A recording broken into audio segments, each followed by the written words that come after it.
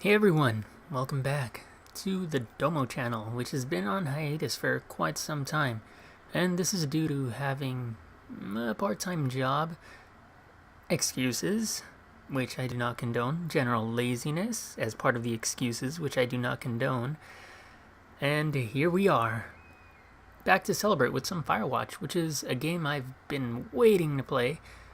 I've been punishing myself for not playing it, telling myself, to actually upload before playing it, which is exactly what I plan on doing, so I haven't touched it at all.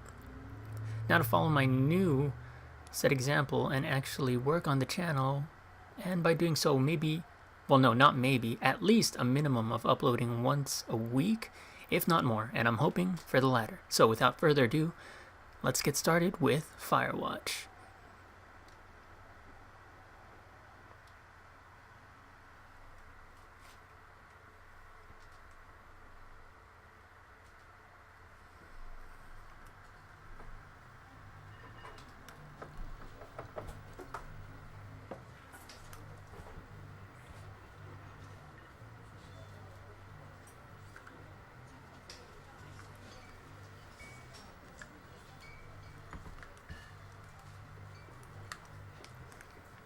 Boulder, Colorado, 1975. You see Julia. Oh, I was supposed to press something there. She's about your age, late 20s, laughing with well-dressed professors and grad students from a nearby CU Boulder. You, Henry, are out drinking with your pals. You approach her. You are drunk, alright. So, what's your, major? You're pretty. I feel like that's the more appropriate answer if I was drunk. You're pretty. Oh, that's her. You're pretty, she says coolly.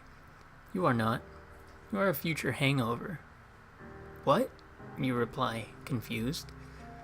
Someone should buy you a cheeseburger, she says. She flags down a waiter, and 1 week later, you are Julia's boyfriend. Nice. Which is contrary to, reality because, I'm not that good at talking to people. R2 to use objects. Oh, that's a backpack? I thought it was a wheelchair for some reason. Alright. Okay, I got a backpack. I assume. Oh, never mind, we're here. Time to approach the only vehicle in here. Yeah. And it's the brightly colored vehicle. Okay. Get in.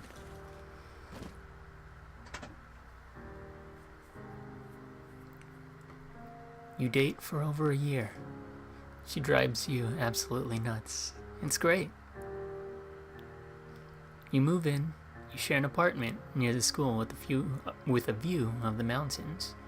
You two drink beers out of the deck. You drink beer just about anywhere. Excuse me. Life is good. Julia wants to get a dog. There's a scruffy, undersized beagle. Julia's in love. There's a scruffy, undersized beagle. Julia is in love. She wants to bring it with her to class. There's also an intimidating but gentle-eyed German shepherd. Nothing bad could happen to Julia while walking this dog. It's badass. You pick up the beagle, and she names him Bucket. You adopt the shepherd and name him Mayhem. I myself have some tiny dogs, but I always wanted a big dog, so let's go. Mayhem's an excellent dog. He loves wrestling with you in the park and goes with Julia on her runs. Even though he's too big to bring to school, Julia loves him all the same. Mayhem is a friend, child, and pet all rolled into one. Aww.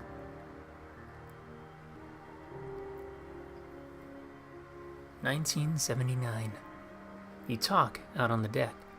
It's summer, 9:30 p.m., and the heat still radiates off of the high desert. What do you think about kids?" she asks. Alright, first of all, we're in the desert. I don't like hot weather. Sorry about that. Kids? They're not very smart or good at much. I'm saying if you and I have some, a couple little idiots, that'd be pretty good. One day, why rush? Yeah, that's sort of my sentiment. One day, why rush? She looks away, out towards the mountains. We have plenty of time, right? Speak for yourself, mister. Don't worry, you assure her. Ominous. You tell her she has the body of an undergrad. My ovaries didn't get the memo, she says, laughing it off. One day, okay? Okay, one day, she says. 6 months later, you get engaged, lying in bed on a Sunday morning. Wow, quaint. Aha, nature.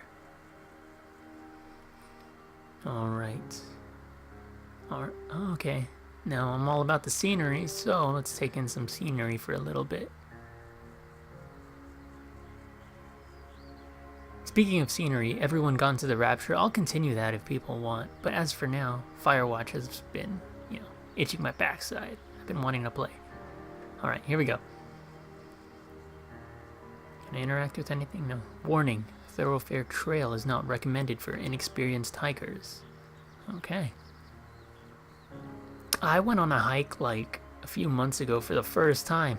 I was done for like in the first 15 minutes. It was just hot. But I mean, I made it. 1980. It's a Thursday night and Julia is 4 hours late. She doesn't call. You're worried and getting angrier by the minute. She walks in after you've gone to bed. She's not quite drunk, but she's clearly been having a fun time. You fight when she gets between the sheets. You get mad, you ignore her. Ouch, both are bad.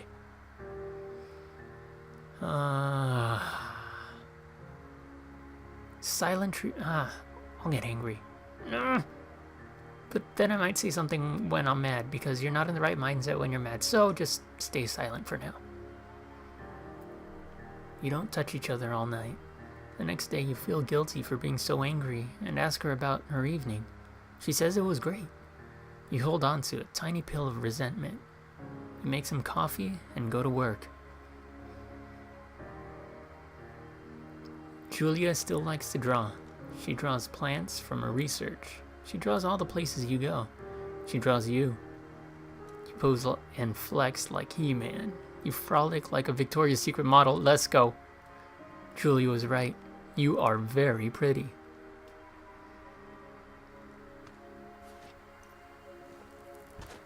Alright, here you go. Oh man, see those He-Man tree trunk legs though?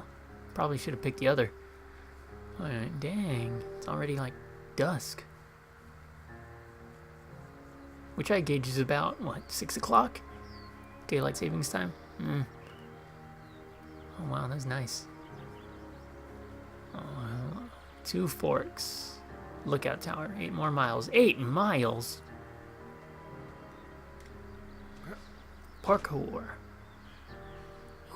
Yeah, nice sunset. 1982, 2 years later. During the summers, you and Julia enjoy walking mayhem at night. There's a festival in town. It brings in folks from faraway places. One of them tries to mug you with a knife. Oh, shoot. Mayhem runs away. Oh, fuck, the dog! Julia yells. She gets flustered and has trouble speaking when she is stressed. You confront the attacker. You scare him away. You beat his gut. He-Man. Your arm gets cut up, but you beat the guy to a pulp. You don't feel very tough. You cry your eyes out before the cops show up. Julie asks to take a different path from that day forward. You say okay. You don't want to go that way either. From then on, you walk by the river. But what about Mayhem? Dang it. 1984. Plans to have kids get waylaid by work. Julia gets offered a job at Yale. Yale's in Connecticut, 2,000 miles away. It's a great job, associate department chair. She wants to move. You absolutely do not. convince her not to take the job, agree if she commutes back and forth. Oh man. Well, I'm not gonna tell her not to take the job. I mean, it's a great job, and if she's, if she wants to, that's all well and dandy. You ask her if she'll commute back and forth. You don't want to move to Connecticut. She says that'll be hard, but she'll do it if you won't move. You tell her not to pass it up if it's what she wants. She agrees. She flies back to Boulder 3 times each semester. That's nice.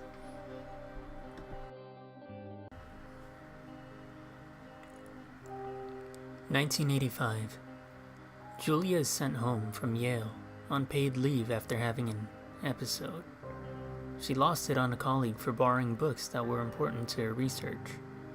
She didn't remember she had happily loaned them to him just 2 days prior. Oh man. She was found crying in the stairwell. You see that maybe you guys should talk to someone about it. You make macaroni and drink wine and try to forget about it. No, that won't really help, so let's try to talk to somebody. After seeing multiple doctors and having many tests, they are worried that Julia might be suffering from early onset dementia. She's 41. You both decide to keep it a secret for now.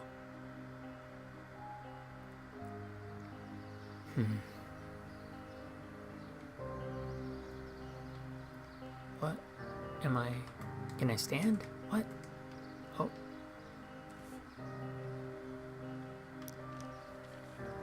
Ooh.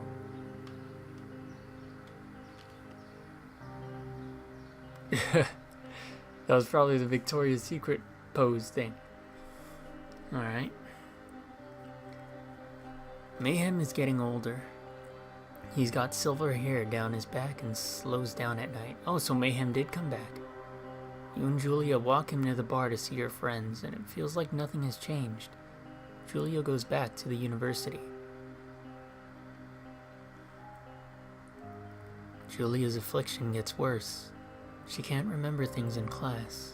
Her research is in shambles. She drives her car to the next town over for no particular reason and has to be brought home by the police. She's devastated. She's sent home on permanent medical leave. Some days, you get the Julia who calls you a dope and your unborn children little idiots. Other days, you get a stranger. She pulls you into bed to make love. After 5 minutes, she goes into a panic believing her dad is at the door. You tell her family. They're crushed and begin to make trips to and from their home in Australia to visit her. For a while, your friends come by with little things to brighten the day. She gets worse.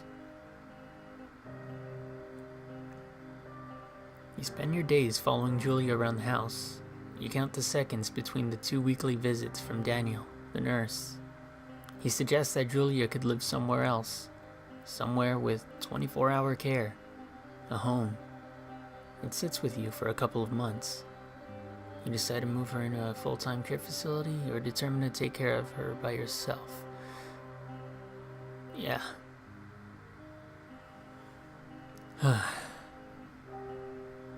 This is a saddening story. And then all of a sudden you have this shift, beautiful nature.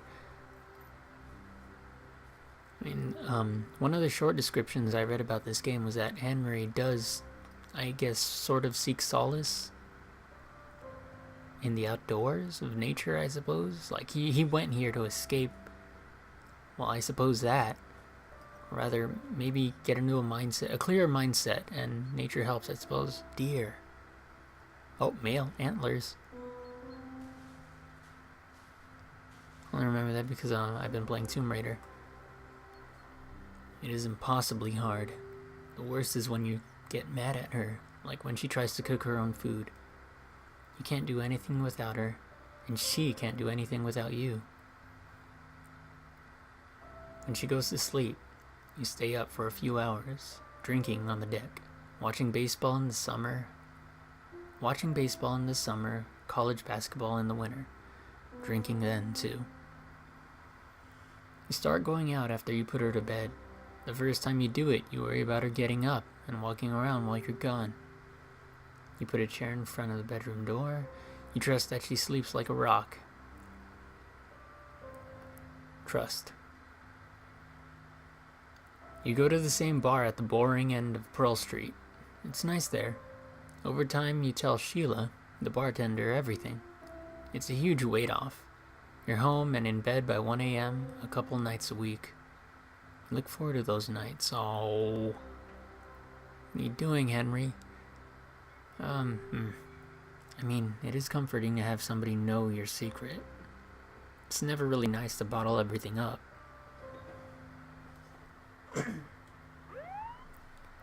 1989.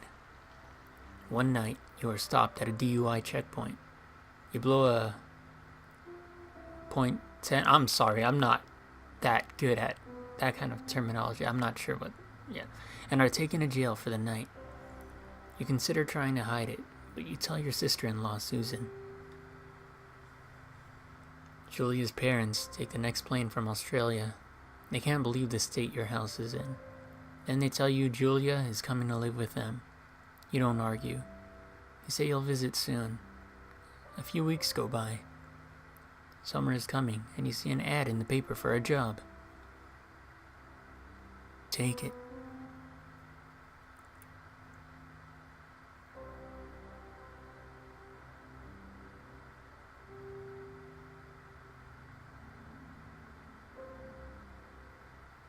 Man. Everything was going fine, and then...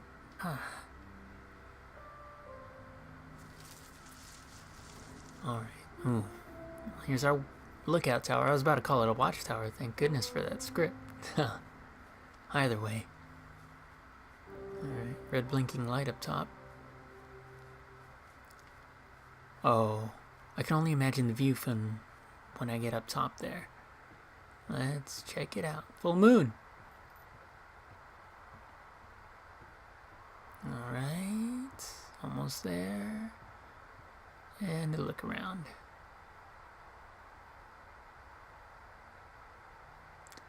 This game actually came with a dynamic theme, and it's pretty breathtaking. It changes with the time of day. So, you know, morning, dusk, night. It's real pretty. Okay, time to find this entrance. Unless I just passed it. Yep, I passed it. Fuel tanks.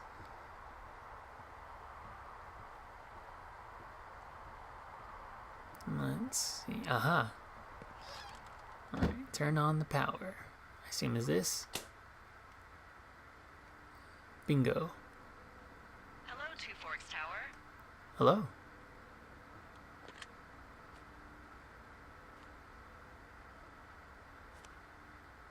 L2 to activate radio. Okay, not just yet, because I have a feeling that's main objective.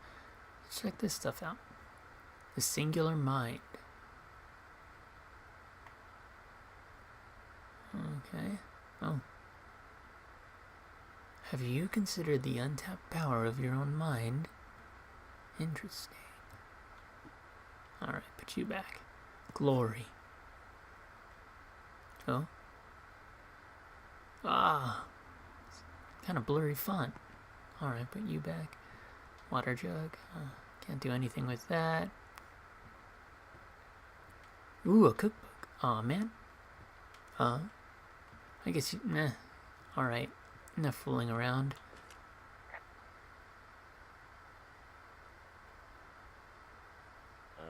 Hello? Hello? Whoever this is? It's Henry, right? Yeah. I'm Delilah. Yeah. Hey, that's what Delilah. The guy said on the phone.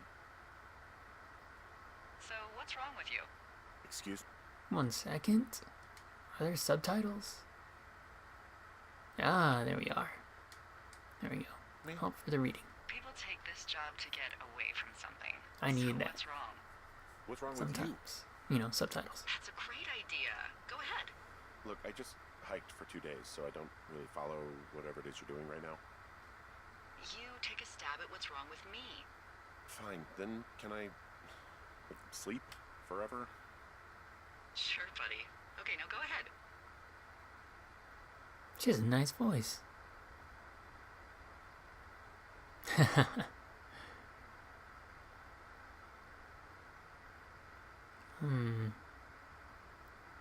You're rebelling.